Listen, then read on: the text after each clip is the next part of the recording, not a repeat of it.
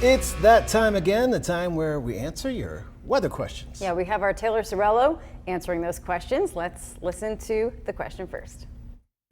Hi, my name is Matt. I want to be a meteorologist when I grow up. But first, I need to ask you this. How does hail form, especially in the summer and when it's hot? Great question. So why does hail form, especially on a day in the summer when it's hot? So when we get summer thunderstorms, they can grow really tall. That means those clouds build really high up in the sky, up into the atmosphere. And even on a day where it's sunny and hot down here at the ground, it's still really cold high up in the atmosphere. So sometimes those clouds will grow tall enough where parts of the clouds are actually at a level where the temperature is below freezing.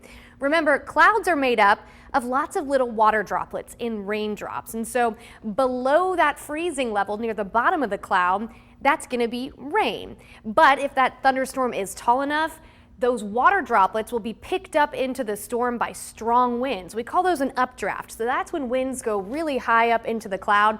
That will pull some of those water droplets up into the part of the atmosphere where it's below freezing. So as those water droplets sit in the very top part of the cloud, they'll actually freeze into hail.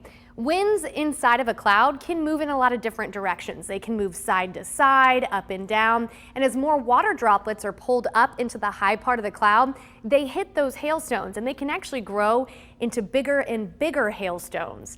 Eventually those hailstones, they get too heavy and the wind can't support them, so they fall out of the cloud, and that's how hail forms, even on a day where it might be sunny and hot. Hail can come in a lot of different shapes and sizes. You can see some small hail here, and sometimes we get a lot of hail. You can get so much hail that it could even cover the ground and look almost like snow.